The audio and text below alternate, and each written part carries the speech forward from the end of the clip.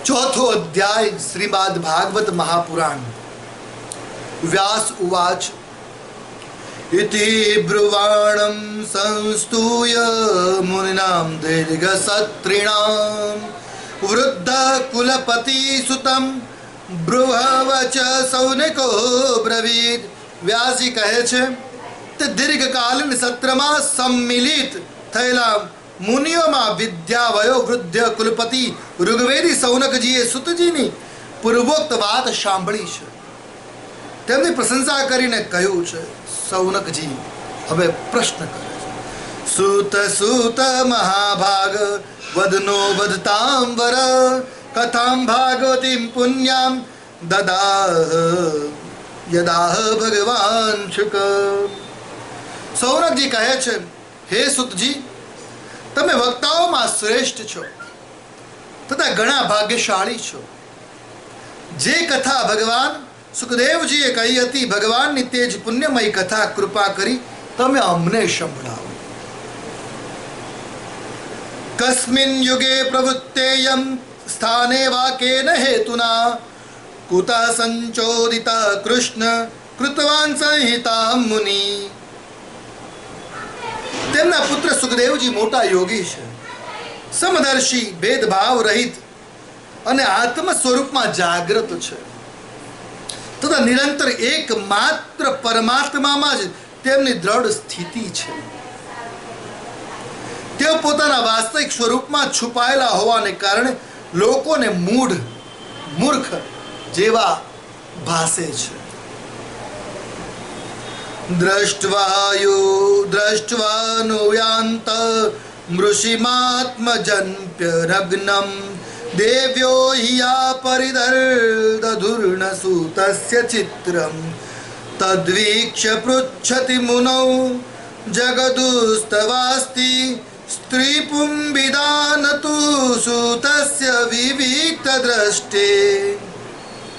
वनमा जता પોતાના પુત્રની પાછળ જ્યારે વ્યાસજી જઈ રહ્યા હતા ત્યારે જળ સ્નાન કરતી સ્ત્રીઓએ નગ્ન સુખદેવજીને જોઈને વસ્ત્રો ન પહેર્યા, પણ વસ્ત્રો પહેરેલા વ્યાસજીને જોઈને લજવાઈને વસ્ત્રો પહેર્યા હતા। આ આશ્ચર્ય જોઈ વ્યાસજીને તેનું કારણ પૂછ્યું ત્યારે તે સ્ત્રીઓ ઉત્તર આપતા, તમારી દૃષ્ટિમાં હજી સ્ત્રી પુરુષનો ભેદ છે, પણ તમારા પુત્રની શુદ્ધ દ્રષ્ટિમાં એ ભેદ નથી, અભેદ્ય છે। કથમાલક્ષિતઃ પૌરૈ સંપ્રાપ્ત કુરુજાંગલાન ઉન્મત્ત મૂક જડવદ્વિચરન ગજસાહવૈ। કુરુજાંગલ દેશમાં પહોંચીને ગાંડા, ગુંગા અને જડ જેવું વિચરણ કરતા સુખદેવજીને હસ્તિનાપુર ના નગરવાસીઓએ કેવી રીતે ઓળખ્યા? કથમ વા પાંડવેન યસ્ય રાજર્ષે મુનિના સહ સંવાદ સમભૂતાત યત્રૈષા સાત્વતી શ્રુતિ। પાંડવ નંદન રાજર્ષિ પરીક્ષિતનો આ મૌની સુખદેવજી સાથે સંવાદ કેવી રીતે થયો કે જેવા ભાગવત સંહિતાની કથા તેમણે કહી। सगोदोहन मात्रं हि गृहेषु गृहमेधिनाम् अवेक्षते महाभाग स्थिरति कुर्वंस्तदाश्रमम्। महाभाग सुखदेवजी तो परम योगी गृहस्थोना घरे घरोનું તીર્થરૂપ બનાવી દેવા માટે એટલી જ વાર એમના દરવાજે ઊભા રહે કે જેટલી વાર ગાયને દોહતા લાગે છે।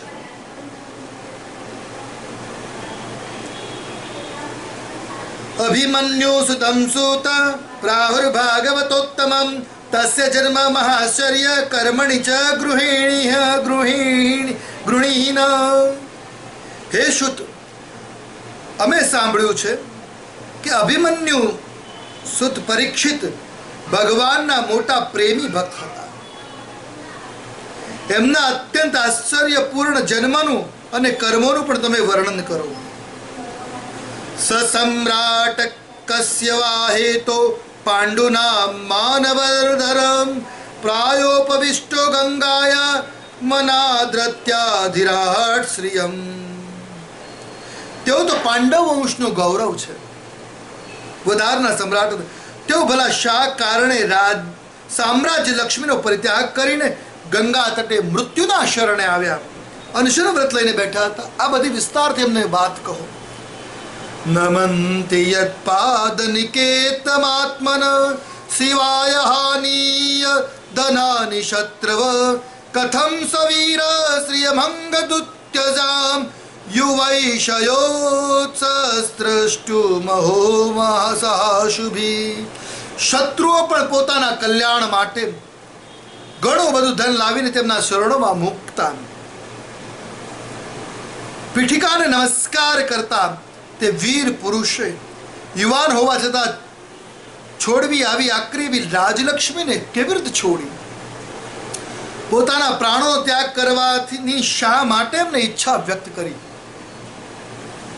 શિવાય લોકસ્ય ભવાય ભૂતયે યૌત્તમ શ્લોક પરાયણા જના જીવંતિ નાત્માર્થમ સૌ પરાશ્રમમ મુમોચ નિર્વિધ કુત કલેવરમ.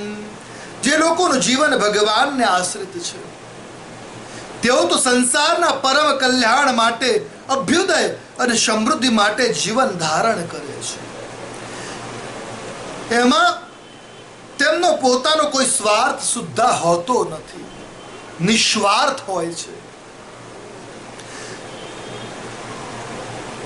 તેમનું શરીર તો બીજાઓના હિત માટેનું હોય છે. તેમણે વિરક્ત થઈને તેને શા માટે ત્યાગ કર્યો? શા માટે એમને વિરક્તિ ઉત્પન્ન થઈ? તત્સર્વં ન સમાચક્ષ્વ પૃષ્ટો યદિહ કિંચન મન્યે ત્વામ વિષયો વાચામ સ્નાતમન્યત્ર છાંદશામ. વેદવાણી સિવાય અન્ય સમસ્ત શાસ્ત્રોના તમે પારદર્શી વિદ્વાન છો. સુતજી, તેથી અત્યારે અમે તમને કંઈ પૂછ્યું છે તે બધું કૃપા કરી અમને કહી સંભળાવો. અમારી પર કૃપા કરો. જો તમારી પાસે અમારા પ્રત્યે પ્રેમ ભાવ દયા હોય તો અમને કૃપા કરી આ વિષયો, પરીક્ષિત વિશે જે પ્રશ્નો કર્યા છે એનું સાંગોપાંગ અમને વર્ણન કહી સંભળાવો. સુજી કહે છે, દ્વાપરે સમનુ પ્રાપ્તે તૃતીયે યુગ પર્યયે જાત પરાશરાદ્યોગી વાસભ્યામ કલયા હરે. આ સાંપ્રત 4 યુગો પૈકીના ત્રીજા દ્વાપર યુગમાં મહર્ષિ પરાશરથી વસુપુત્રી સત્યવતીના ગર્ભથી ભગવાનના કલાવતાર યોગીરાજ વ્યાસજીનો જન્મ થયો. પરાશર પુત્ર હોવાના કારણે વેદવ્યાસજી બ્રાહ્મણ કહેવાય છે. આજકાલ એવી વિડંબનાઓ, એવી ભ્રાંતિઓ ફેલાઈ રહી છે કે વ્યાસજી એ માછીમારના કે નૌકા ચલાવવાળાના પુત્ર એટલે એ નીચ ધર્મમાં વર્ણિત છે. ના, કોઈ પણ જમીનની અંદર જે ફળ રોપવા, વૃક્ષ રોપવામાં આવે, વૃક્ષ જે બીજ હતું એ જ ફળ ઉત્પન્ન થાય છે. અર્થાત માતાના ગુણ અવગુણ એની અંદર વિદ્યમાન જરૂર થઈ શકે, પણ પુત્રનું કુળ એ પિતૃકુળથી ઓળખાય છે. એટલે વેદવ્યાસજી બ્રાહ્મણ હતા, પરાશર પુત્ર હતા. સકદાચિત સરસ્વત્યા ઉપસ્પૃશ્ય જલમ શુચિ વિવિક્ત દેશ આસીન ઉદિતે રવિમંડલે. એક દિવસ સૂર્યોદયના સમયે તેઓ સરસ્વતીના પવિત્ર જળમાં સ્નાન કરીને એકાંત સ્થળે બેઠા હતા, એકાંતમાં બેઠા હતા. પરાવરજ્ઞ સઋષિ કાલેના વ્યક્ત રંહશા યુગ ધર્મ વ્યતિકરમ પ્રાપ્તમ ભુવિ યુગે યુગે. મહર્ષિ વેદવ્યાસજી ભગવાનના સગુણ નિર્ગુણ તત્વના જ્ઞાતા છે. તેમની દ્રષ્ટિ અચૂક છે. તેમણે જોયું કે જેને લોકો જાણવા પામતા નથી તે સમય પલટાને લીધે પ્રત્યેક યુગના ધર્મ સંકરતા આવે છે, ધર્મમાં વર્ણ સંકરતા પણ આવે છે. તેમના પ્રભાવથી ભૌતિક વસ્તુઓની શક્તિનો પણ રાસ થઈ જાય છે. સંસારના લોકો શ્રદ્ધાહીન શક્તિ વિહોણા થઈ જાય છે. ભૌતિકાનાં ચ ભાવાનાં શક્તિહાસં ચ તત્કૃતં અશ્રદ્ધાદાનાનિ સત્વાન દુર્મેના અસીતાયુષ. તેમની બુદ્ધિ કર્તવ્યનો યથાયોગ્ય નિર્ણય લઈ શકતી નથી. દુર્ભગાંશ્ચ જનાન વીક્ષ્ય મુનિર્દિવ્યેન ચક્ષુષા સર્વવર્ણાશ્રમાણાનાં યદ્યૌહિતમયો દ્રદુ. એમની બુદ્ધિ નિર્ણય લઈ શકતી નથી, આયુષ્ય પણ ઓછું થઈ જાય છે. લોકોનું આવું દુર્ભાગ્ય જોઈ તે મુનીશ્વરે પોતાની દિવ્ય દ્રષ્ટિથી સમસ્ત વર્ણો, તમામ વર્ણોના તથા આશ્રમોના હિત કેમ થાય એનો વિચાર કર્યો છે.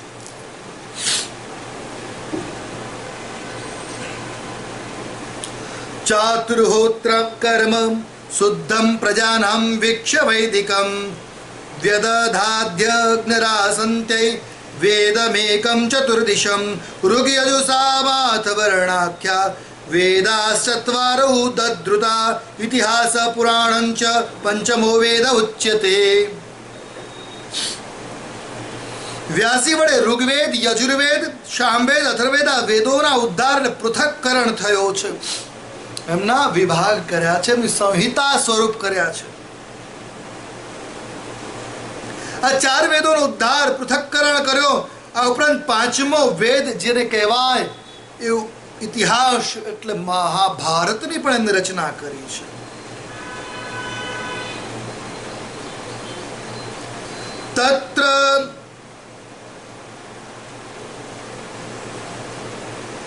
તત્ર વેદધર પૈલ સામઘો જૈમિની કવિ વૈશંપાયન હે વૈકો નિષ્ણાંતો યશામુત. અથર્વવેદમાં કહેવાય છે એવામાં ઋગ્વેદના પૈલ, શામગાનના વિદ્વાન જૈમિની અને યજુર્વેદના એકમાત્ર સ્નાતક વૈશંપાયન ઋષિ હતા. અથર્વવેદમાં પ્રવીણ થયા દરુણ નંદન સુમંતુ મુનિ ઇતિહાસ અને પુરાણના સ્નાતક મારા પિતા રોમહર્ષણજી એટલે કે સુતજીના પિતા રોમહર્ષણજી. આ સુતજીનું નામ છે ઉગ્રશ્રવા. તયેત ઋષયો વેદમ સ્વં સ્વં વ્યસ્યન્નક્નેકદા શિષ્યૈ પ્રશિષ્યૈસ્તછિચ્છૈર્વેદાન્તે સાંખિનો ભવત. આ પૂર્વોક્ત ઋષિઓએ પોતપોતાના શાખાનું વળી વધુ ભાગોમાં વિભાગીકરણ કર્યું છે.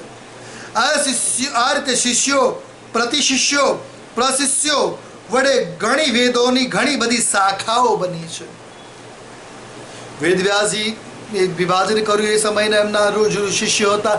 એ પ્રત્યેક શિષ્યોના 4, 5, 8 શિષ્ય, પ્રત્યેકના 8, 9, 10 શિષ્ય, એ પ્રમાણે આનું શાખાઓનું કળિયુગમાં આવતા ઘણી શાખાઓ થવા લાગી છે. તૈવં વેદા દુર્મેધૈર દાર્યન્તે પુરુષૈર્યથા એવં ચકાર ભગવાન વ્યાસ કૃપણ વત્સલ. જે લોકોની સ્મરણ શક્તિ ઓછી છે એવા લોકો પણ વેદોના રહસ્યને સમજી શકે છે. તે માટે ભગવાન વેદવ્યાસે તેમના પર કૃપા કરીને વેદોનું આવી રીતે વિભાગીકરણ કર્યું છે. સ્ત્રી શુદ્ર દ્વિજ બંધૂનામ ત્રૈન શ્રુતિ ગોચરા કર્મ શ્રેયસી મૂઢાનામ શ્રેય એવં ભવેદિહ ઇતિ ભારતમાખ્યાનમ કૃપયા મુનિના કૃતમ. સ્ત્રીઓ, ક્ષુદ્રો, પતિત જાતિઓ ત્રણેય વેદ શ્રવણના અનધિકારી કહ્યા છે. અનધિકારી શા માટે? વેદનું જ્ઞાન ગૂઢ છે, એને સમજવા માટે તીક્ષ્ણ બુદ્ધિની આવશ્યકતા છે. એટલા માટે આ જે જાતિઓ વર્ણન કર્યું છે એ કુળ, ધર્મ, ખાન પાન, આચરણના કારણે અનધિકારી છે. તેથી તેઓ કલ્યાણકારી શાસ્ત્રોના કર્મોના આચરણમાં ભૂલ કરી બેસે છે. હવે આના વડે એમનું પણ કલ્યાણ થાય એમ વિચાર કરી મહામુનિ વ્યાસજીએ મોટી કૃપા કરીને મહાભારત નામના ઇતિહાસ ગ્રંથની રચના કરી છે. एवं प्रवृत्तस्य सदा भूतानां श्रेयसी द्विजा सर्वात्मकेनापि यदा नातुष्यद द्रुदयं यतः। हे पुरी, हे सौनकादि ऋषिओ, हे शौनकजी, જો કે વ્યાસજી આ રીતે પોતાની પૂરી શક્તિથી સદાય જીવોના કલ્યાણમાં જ રત રહેલા છે, છતાં પણ તેમના હૃદયમાં સંતોષ થયો નહીં. આટલું કલ્યાણકારી પરમ તત્વ લોકોના ઉદ્ધાર માટે વેદ વ્યાસજીએ નિર્મિત કર્યું, પણ હૃદયમાં હજી સંતોષ નથી કે ઉપયુક્ત લોકોના કલ્યાણ માટે કોઈ શાસ્ત્ર રચ્યું. नाति प्रसीद द्रुदं सरस्वत्या तटे शुचो वितर्कयं विविक्तस्थ इदं प्रोवाच धर्मवीर।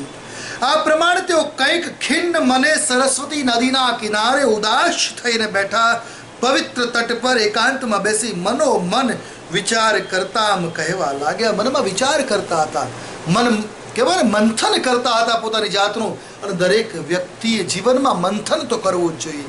પોતાના જીવનમાં જે કંઈ પણ કર્મ કરીએ છીએ એનું મંથન અનિવાર્ય છે. કંઈ પણ ચિંતા, કંઈ પણ ક્રોધ, કંઈ પણ જીવનમાં બનવું છે એનું મંથન થવું આવશ્યક છે. ધૃત વ્રતે હિ મયા છંદાંસી ગુરવો જ્ઞય માનિના નિર્વ્યલિકેન ગૃહિતમ ચાનુશાસન.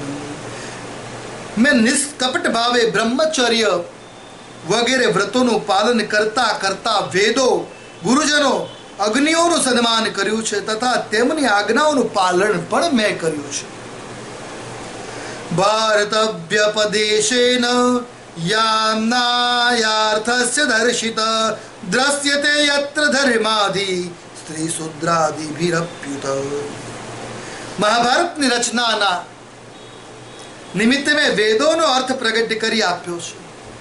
વેદોનો જે સાર છે, વેદોનો જે અર્થ ભાવ છે, એ મહાભારતની રચના દ્વારા એ સારાંશ મહાભારતમાં સ્થાપિત કર્યો છે. જેઓ સ્ત્રીઓ, શુદ્રો વગેરે પણ પોતાના ધર્મ કર્મનું જ્ઞાન મેળવી શકે, અર્થાત જે લોકો લાંબુ વિચારી શકતા નથી, ગૂઢ રહસ્યોને જાણવા માટે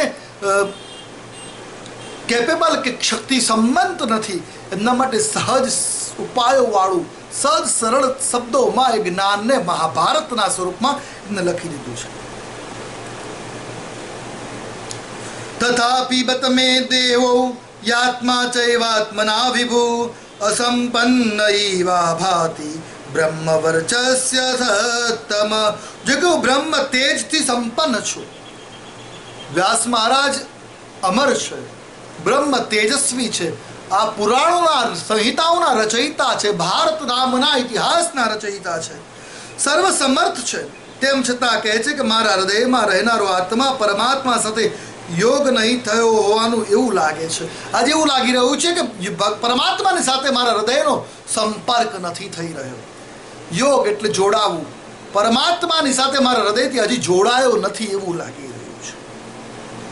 કિમ વા ભાગવતા ધર્મા ન પ્રાયેણ નિરૂપિતા પ્રિયા પરમહંસાનામ તૈવ યચ્યુત પ્રિયા. અવશ્ય મેં હજી સુધી ભગવત પ્રાપ્તિ કરાવનાર ધર્મોનું નિરૂપણ ઘણું ખરીને કર્યું નહીં હોય કે જે ધર્મ પરમહંસોને પ્રિય છે અને ભગવાનને પણ પ્રિય છે. લાગે છે કે મારી અપૂર્ણતાનું જ આ કારણ હશે કે મારું મન આજે ક્ષુબ્ધ છે, મન બેચેન છે, મન ચિંતિત છે, મનમાં કંઈક વ્યાધિઓ કે ઉપાધિઓ છે. આવું એ મનોમંથન કરવા લાગ્યા છે. તસ્યૈવં કિલમાત્માનં મન્યમાનસ્ય ખિદ્યત કૃષ્ણસ્ય નારદોભ્યાગાદ આશ્રમં પ્રાગુદાતન. શ્રી કૃષ્ણ દ્વૈપાયન વ્યાસ, વ્યાસજીનું નામ છે શ્રી કૃષ્ણ દ્વૈપાયન. આ શ્રી કૃષ્ણ દ્વૈપાયન વ્યાસજી મહારાજ જ્યારે આ રીતે ઉદાસ મને અપૂર્ણ માનીને ખિન્ન બન્યા હતા, દુઃખી થયા હતા, તે સમયે વ્યાસ આશ્રમમાં નારદજીનું અવતરણ થયું, આગમન થયું છે, પધાર્યા છે.